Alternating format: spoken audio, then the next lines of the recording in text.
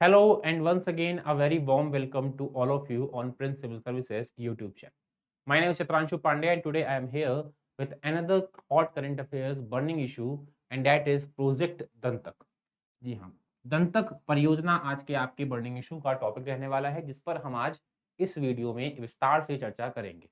दंतक परियोजना मुख्य रूप से भारत और भूटान की एक संयोजित परियोजना है, जिसमें भारत के एक organisation BRO border road organisation द्वारा भूटान में एक लंबे समय से अनेक इंफ्रास्ट्रक्चर के प्रोजेक्ट्स और रोड कार्यक्रमों पर कार्य किया जा रहा है।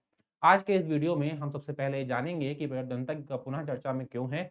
इसके साथ ही साथ हम इसके अन्य पक्षों जैसे यह प्रोजेक्ट क्या है और इसके साथ ही साथ BRO का इसमें क्या भूमिका है और इसके तहत क्या-क्या अचीवमेंट्स हमने पाए हैं, इन सभी पर विस्तार से चर्चा करेंगे।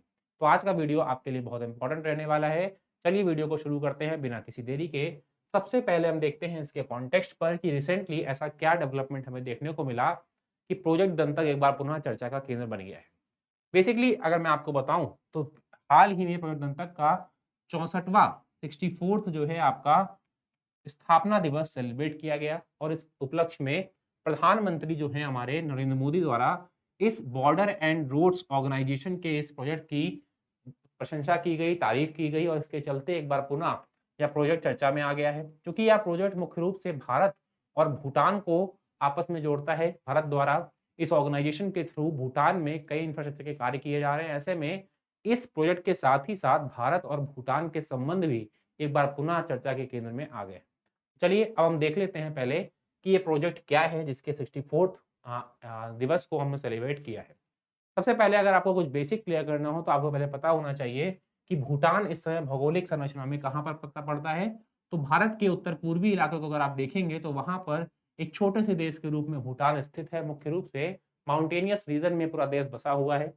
अगर मैं आपको बताऊं इसके सामान्य जानकारी तो established on April 24, 1961 as per the agreement between the third king of Bhutan and the PM of India. तो बेसिकली स्वतंत्रता के पश्चात ही भारत की नीति यह रही थी, एक बड़े भाई की भूमिका में भारत ने अपने निकटवर्ती छोटे देशों जैसे नेपाल, भूटान, श्रीलंका, बांग्लादेश आदि पर हमेशा से सहायता करने का प्रयास किया और इसी क्रम में भारत के पहले प्रधानमंत्री पंडित जवाहरलाल नेहरू और उस समय के तत्कालीन भूटान के तीसरे राजा के बीच एक एग्रीमेंट साइन होता है। कब साइन होता है? 1961 में। और इस एग्रीमेंट के थ्रू भारत BRO के थ्रू जो है अपने जो BRO जिसको इसकी स्थापना 1960 में ही की गई थी, उसके थ्रू भूटान में कुछ अवसंरचना विकास कार्यक्रमों पर कार्य करने को राजी हो जाता है। और वर्तमान में अगर आप देखेंगे तो 1961 में इस एग्रीमेंट को साइन किया गया था और वर्तमान में 2023 के आसपास तक आते-आते इस प्रोजेक्ट ने कुल 64 वर्ष पूर्ण कर लिए हैं। लगभग 6 दशक से लंबे समय से ये प्रोजेक्ट भूटान में लगातार कार्यरत है। इसके अलावा लीगल प्रोविजंस की अगर हम बात करें तो ये इस्टेब्लिश किया गया था Indo Bhutan treaty of friendship and peace 1949 के थ्रू। 1949 में इंडिया और भूटान के बीच ये ट्रीटी साइन हुई थी और इसी के थ्रू इसी के एक क्लॉज के रूप में इस पर्टिकुलर एग्रीमेंट को साइन किया गया। इसके अलावा अगर हम बात करें कि इसके ऑब्जेक्टिव क्या हैं तो बेसिकली इसके दो ऑब्जेक्टिव है। Number one, spur the socio economic development and growth of Bhutan. तो भूटान के सामाजिक और विशेष रूप से आर्थिक ढांचे का विकास करना। Construct and maintain roads suitable for motorised transportation in Bhutan. Bhutan के आंतरिक जो राजमार्ग वगैरह हैं जहां पर कनेक्टिविटी की सुविधा बहुत कम है, ऐसे रीजन्स पर कनेक्टिविटी की सुविधा को बढ़ाना जहां पर अन्य गाड़ियां मोटराइज्ड मतलब करना वहां पर, ताकि अन्य गाड़ियां जो है आ जा सकें और उसको क्रियान्वित करना, ये इस परियोजना के मुख्य दो उद्देश्य थे। अब अगर हम बात करें कि इस परियोजना ने इस लगभग 6 दशक से अधिक इस परियोजना का हो गया है और इसमें इसने क्या-क्या मेजर अचीवमेंट्स हासिल किए हैं। सबसे पहले 1968 में ही हमको पहला अचीवमेंट देखने को मिला था, जहां पर इस परियोजना के तहत BRO ने पारो एयरपोर्ट को डेवलप किया था। पारो एयरपोर्ट बेसिकली एक एयर स्ट्रिप के रूप में डेवलप हुआ था, जहां पर उस समय तत्कालीन भारतीय सेना के हेलीकॉप्टर्स लैंड करते थे, लेकिन आगे चलकर इसे एक इंटरनेशनल एयरपोर्ट के रूप में कन्वर्ट कर दिया गया। तो भूटान के एक इंटरनेशनल एयरपोर्ट के रूप में पारो एयरपोर्ट का विकास हुआ, जिसकी स्थापना 1968 में इस प्रोजेक्ट के तहत ही BRO द्वारा की गई थी।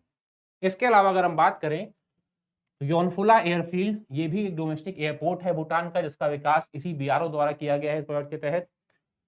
थिम्फू, ये एक ट्रांसगेंजिंग हाईवे है जिसे कहा जाता है कि भूटान का एक मेजर ये हाईवे है। इसके अलावा अगर मैं आपको बताऊं तो दामचू चुका रोड ये मेजर रोड है भूटान की।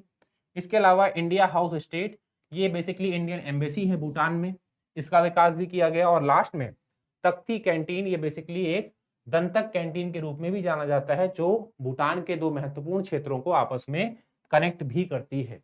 तो यहाँ पर ये कुछ मेजर अचीवमेंट्स हैं, मेजर परियोजनाएं हैं जिनको सक्सेसफुली बीआरओ द्वारा वहां पर इंफ्रास्ट्रक्चर के लेवल पर डेवलप किया गया है और वर्तमान में भूटान के इंफ्रास्ट्रक्चर में एक महत्वपूर्ण भूमिका ये निभा भी रही है। अब अगर हम बात करें जिसका हम बहुत देर से चर्चा भी कर रहे हैं, बीआरओ, बेसिकली जान लेते हैं ये बीआरओ भी क्या है।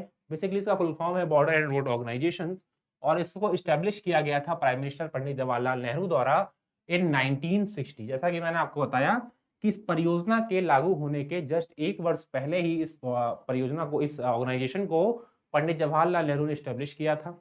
अब अगर हम बात करें इसका काम क्या है, तो for accelerated development of the network of routes in the north and north eastern border areas of the country. जैसा कि नाम से स्पष्ट है बॉर्डर, तो बॉर्डर एरियाज, बेसिकली बॉर्डर तो एरिया कई हैं भारत में, लेकिन इसका जो मेन फोकस रहेगा वो रहेगा north and north east borders पर। और आपको अच्छे से पता है कि इन्हीं बॉर्डर्स पर आपको भूटान, नेपाल, म्यांमार और बांग्लादेश जैसे देश देखने को मिल जाते हैं। तो इसका काम है वहां पर रोड नेटवर्क को विकास करना और अदर इंफ्रास्ट्रक्चर के बॉर्डर्स को डेवलप करना। इसके पश्चात अगर हम देखें, functioning under the control of ministry of defence since 2015, 2015 से इस ऑर्गेनाइजेशन को मिनिस्ट्री ऑफ डिफेंस की विंग के अंदर ला दिया गया है और तब से ये इसी मिनिस्ट्री के अंदर कार्यरत है। इसके अलावा currently the organisation maintains operations in 21 states, तो वर्तमान में लगभग 21 राज्यों, 1 यूटी, एक केंद्र शासित प्रदेश, अंडमान और निकोबार, और कई नेबरिंग कंट्रीज, निकटवर्ती देशों जैसे आपके अफगानिस्तान, भूटान, म्यांमार और श्रीलंका में ये बीआरओ के कई प्रोजेक्ट्स कार्यान्वित हो रहे हैं। लगातार इस पर डेवलपमेंट का काम चल रहा है। तो लगभग 21 राज्यों, एक केंद्र शासित प्रदेश और इसके साथ ही साथ निकटवर्ती 4 देशों जैसे अफगानिस्तान, भूटान, म्यांमार और श्रीलंका में बीआरओ के कई प्रोजेक्ट्स काम कर रहे हैं। इसके अलावा अगर हम बात करें कि बीआरओ के कुछ सबसे अच्छे अचीवमेंट्स क्या रहे, तो यहाँ पर आपने नाम जरूर सुना होगा हिमाचल प्रदेश की अटल टनल के बारे में, रोहतांग पास को जोड़ती है ये एक बहुत बड़ा अचीवमेंट है। इसके अलावा नेचपू टनल और दोपारिजो ब्रिज ये आपके अरुणाचल प्रदेश में स्थित है।